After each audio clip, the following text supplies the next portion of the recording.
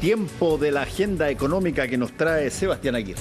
¿Qué tal? ¿Cómo estás, Fernando? ¿Cómo estás? Hola, Carola, ¿qué y con tal? dato fresco de IPC. Sí, así fresquito, es. fresquito. Tenemos un súper miércoles hoy día. Muy noticioso en materia económica, partiendo por este dato de IPC que ustedes ya comentaron y que podemos profundizar ahora. Fue de un 0,2% negativo el dato de variación de precios de diciembre de 2024, que es el dato que estábamos esperando.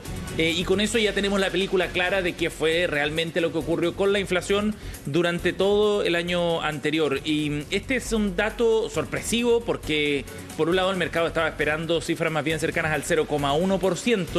Y en ese sentido, entonces, estamos cerrando con una sorpresa el 2024 y una buena sorpresa. Sí, buena. Y más aún en un mes donde se consume mucho. Hay mucho consumo. Exactamente. Tanto derroche, como decían en una teleserie. Exactamente. Diciembre es un mes de alto gasto. Sin embargo, el dato que entrega el INE hoy día muestra esta variación negativa incidida fundamentalmente, dice, por bajas en alimentos, por ejemplo, y por lo que ha ocurrido también con bebestibles no alcohólicos. ¿Qué es lo que estaba esperando el mercado en particular? Bueno, la encuesta de expectativas económicas, que uno de los sondeos que entrega el Banco Central, mostraba que el mercado esperaba un 0,1%, como les contaba. La encuesta de operadores financieros un 0%, derechamente era la mediana. Y en ese sentido, entonces, como decíamos, es un dato sorpresivo y permite cerrar el año en un 4,5% de inflación anualizado. Y este antecedente es bien interesante también. Está lejos de lo que esperaría el Banco Central, que tiene como misión principal, recordemos, controlar la inflación y la variación de precios, darle estabilidad al mercado. Ese rango está más cerca del 3%. Y si uno ve cuál era la proyección que se hacía a fines del año 2023, ¿qué va a ocurrir el 2024? Cuando se proyectaba ese escenario era bien distinto. El gobierno, por ejemplo, en su informe de finanzas públicas proyectaba una inflación de 3,1% para 2024. Y el mismo Banco Central en su IPOM, el informe de política monetaria, proyectaba un 3,5%. O sea, estamos en un escenario de inflación mucho más alto respecto a lo que se había estimado inicialmente. No solo a lo deseable, sino también lo que se había estimado.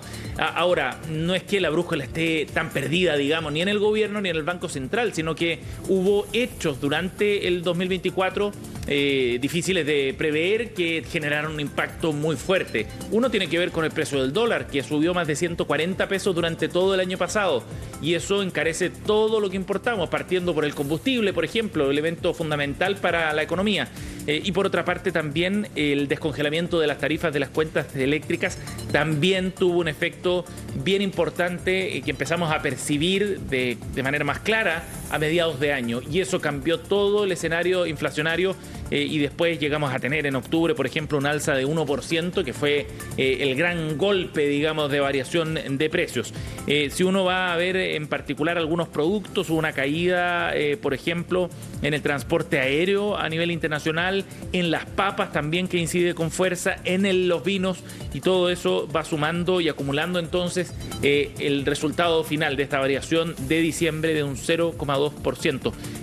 Antes de ir a la entrevista para profundizar en este tema, un dato que nos da perspectiva también sobre lo que ha pasado con la inflación en los últimos años.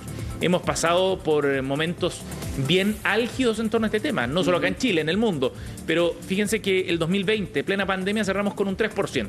El 2021 llegamos a un 7,2%, que ya era alto, y el 2022 llegamos a un 12,8% de inflación anualizada. Tremendo. Es altísimo, de los más altos que habíamos visto desde comienzos de los 90. Entonces, estábamos en un escenario de alta inflación. Que se controló de manera bastante eficiente el 2023. Exacto, porque cerramos con 3,9%. Imagínate. O sea, hubo un apriete de cinturón importante del gasto público, las tasas de interés que subió el Banco Central ayudaron a contraer el gasto también. Todo eso permitió entonces volver a un cauce mucho más normal, de acuerdo a las metas que nos hemos planteado, y cerramos entonces ahora con un alza, llega a 4,5% para cierre de 2024. Conversemos de este tema y para eso hemos invitado al economista y coordinador del Observatorio Económico y Social de la Universidad de la Frontera, Patricio Ramírez, está con nosotros.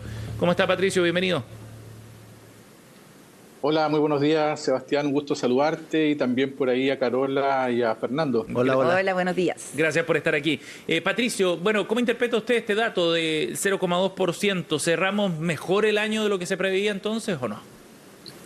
Sí, este último dato está bastante mejor de lo esperado. Como tú lo comentabas al inicio, se esperaba más cerca de una mediana de 0% o a lo más una caída de 0,1 y este 0,2 es bastante positivo.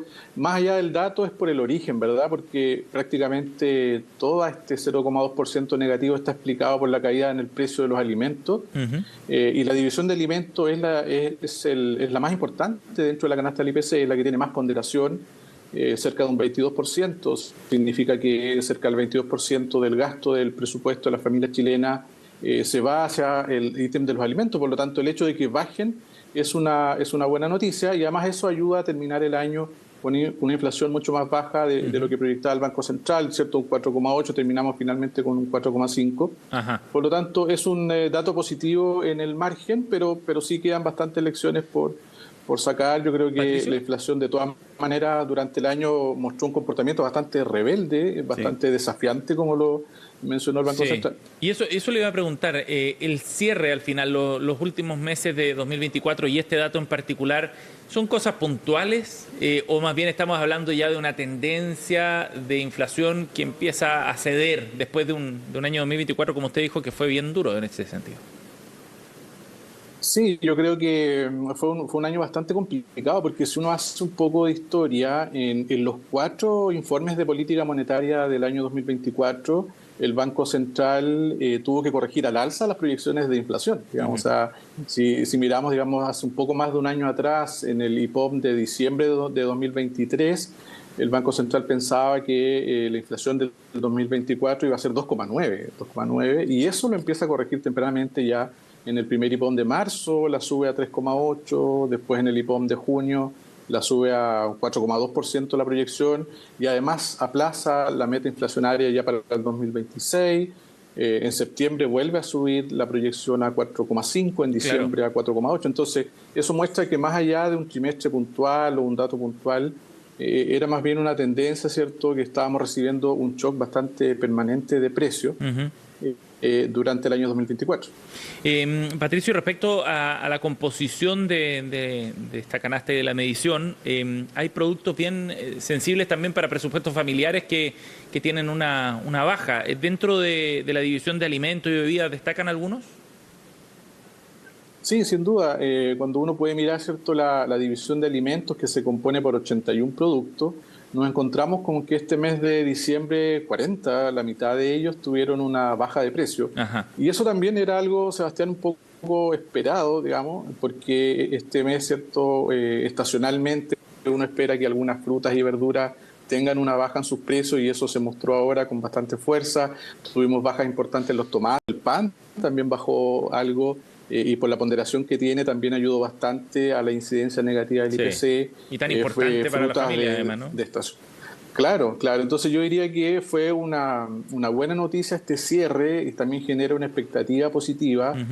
Como digo, más allá de que la inflación haya sido negativa, es muy importante mirar el origen, porque naturalmente que es muy distinto que la inflación baje, por ejemplo, por restaurantes y hoteles que por alimentos. Entonces, los alimentos son mucho más importantes para el presupuesto del hogar y especialmente de las familias vulnerables, donde este ítem pesa mucho más. Por lo tanto, el terminar el año con una caída de precios de alimentos es bastante positiva. Ahora, sin embargo, cuando uno hace la mirada larga del año, el precio de los alimentos igual marcó un alza importante durante el año, un 3,5% fue el alza de la división de alimentos en términos anuales, 4,5% la inflación en general, 3,5% la inflación de alimentos, pero ya en la última parte del año estamos viendo, ¿cierto?, un poco que está cediendo los precios y eso es una mirada importante para lo que viene ya para el 2025. Sí. ¿Y qué refleja este dato, Patricio, respecto a cómo va la actividad económica también? Porque lo hablábamos en el inicio con Fernando y Carola, que diciembre es un mes de alto consumo, por ejemplo, donde se gasta mucho y uno pensaría que eso podría presionar los precios en vez de haberlos bajado, como ocurrió en diciembre. Sí, claro. Lo que pasa es que la actividad, recordemos que no viene muy pujante, por lo tanto no estamos en un escenario, digamos, muy al borde que un consumo, digamos, tampoco está muy bullante, por lo tanto eso no iba a generar tanta presión sobre los precios todavía, al menos. Y eso fue lo que pasó. Digamos, nosotros vimos bajas de precio en muchos alimentos y a pesar de ser un mes de consumo, también es un mes, recordemos, de bastantes feriados, digamos, de días feriados. Entonces ahí se compensó y finalmente primó el efecto de una caída en los precios, que es lo que estamos viendo hoy día y que sorprende un poco al mercado, ¿no? Que esperaba, como yo decía al inicio, una caída de 0,1, que finalmente fue un poco más alta. Ahora, ojo ahí porque, sin embargo, como yo digo, el Banco Central tuvo que corregir sus proyecciones, los 4 informes de política monetaria que vimos durante el año. Entonces, eso también es una señal que no puede pasar desapercibida, porque eso significa que la inflación, ¿cierto?, generó una batalla mucho más larga, mucho más dura, mucho más persistente de lo que se esperaba. Y eso significa que tenemos que tener mucha cautela para lo que viene, porque además de las presiones internas, que son, ¿cierto?, como costos laborales y cosas propias de la economía chilena, nos vamos a enfrentar en 2025 con mucho riesgo a nivel internacional que podrían generar también inflación sobre los alimentos y sobre otros. Hay que estar atento en ese sentido, Patricio.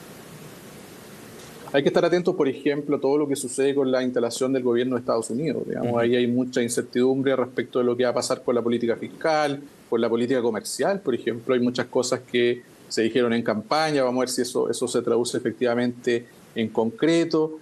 Y de esa reconfiguración en el fondo del comercio internacional también va a depender mucho lo que pase con el tipo de cambio, porque al final el tipo de cambio, el valor del dólar, ¿cierto?, una moneda de refugio que responde mucho al escenario de riesgo internacional, y en la medida que el mundo vea más riesgo, el tipo de cambio, el dólar va a seguir apreciándose y por lo tanto el peso chileno va a seguir golpeado. Y no debemos olvidar que cerca del 60% de los bienes de la canasta del IPC son bienes importados, por lo tanto un alza en el dólar es de todas maneras inflación que se va a inyectar con algún rezago, pero que va a llegar al IPC en Chile. Patricio, una última pregunta. No. Fernando, ¿querías preguntar algo? Sí, es que estaba viendo algunas de las situaciones de distintos países en lo que va. En Sudamérica, bueno, el índice de inflación del IPC interanual más brutal es el argentino, y Chile aparece relativamente bien ahí. Desde ese punto de vista, ¿cómo se armoniza la situación de los índices de inflación cuando tú tienes países que tienen un índice de inflación brutal y que por lo tanto lo que necesita es una suerte casi de golpe de shock y de estresar su economía mucho, y otros están en caminos relativamente normales y que por lo tanto necesitan una continuidad un poquitito menos ansiosa, pero viven al lado? ¿Y cómo se comporta esa lógica? Sí, bueno, ahí hay un componente también histórico, ¿cierto? O sea, en el caso que tú mencionabas, Argentina y otros países, cuando uno mira su historia o los años recientes, claro, ellos vienen ya con otros niveles, por lo tanto con una situación distinta. Chile en general se ha caracterizado, ¿cierto?, en las últimas décadas por tener una inflación controlada, digamos. O sea, para nosotros fue realmente una sorpresa, un fantasma que ya teníamos olvidado, la inflación. O sea, lo que comentaban ustedes al inicio, la inflación que vivió Chile el 2022 de 12,8%, fue la más alta de los últimos 30 años. Es decir, nosotros ya nos habíamos prácticamente olvidado de las inflaciones de 2 dígitos, digamos, y por lo tanto de esas situaciones que viven otros países. Entonces nosotros estamos ya en otro escenario, y eso lo perdimos un poco por la pandemia, por algunas políticas, ¿cierto?, públicas que se llevaron a cabo y que empujaron también. Pero hoy día estamos ya retomando el rumbo y sin duda que el Banco Central ha hecho un trabajo que es destacable respecto y comparativamente con otros países. Tomó decisiones quizás que eran más duras tempranamente, ¿cierto?, cuando empezó a subir la tasa política monetaria, cuando buena parte del mundo, incluso países desarrollados, se demoraron un poco más. En Chile se tomó primero ese camino. Por lo tanto, son decisiones que finalmente permiten también un mejor acomodo, una mejor respuesta, una respuesta más rápida hacia un escenario de inflación. Además, Chile, al ser una economía bastante abierta, con un tipo de cambio flexible, permite también una mejor adaptabilidad, ¿cierto?, que otros países que tienen a lo mejor rigideces cambiarias más fuertes, como el caso argentino, digamos, estoy hablando, digamos, de los últimos años. Entonces, Chile yo diría que tiene una configuración de política económica en general mucho más flexible y que permite absorber estos shocks un poco más rápido que otros países vecinos que tienen, digamos, una situación distinta en ese sentido. Patricio, lo último, veremos una baja entonces la UEF además en enero, ¿no? Una buena noticia esa. Sí, sin duda, es una buena noticia, digamos, porque ya sabemos que mucho el precio de bienes y servicios están indexados a la UEF, por lo tanto, en la medida que baje, va a ser una buena noticia que va a aliviar el bolsillo de las familias chilenas. Tenemos, naturalmente, lo que uno siempre piensa son los precios de los créditos hipotecarios, pero también hay precios en UEF, hay arriendos en UEF, claro. Hay colegiatura, hay precios de planes de salud, seguros, sí. Una serie de productos y servicios que están indexados a la UEF, por lo tanto, esto es un alimento positivo. De todas maneras.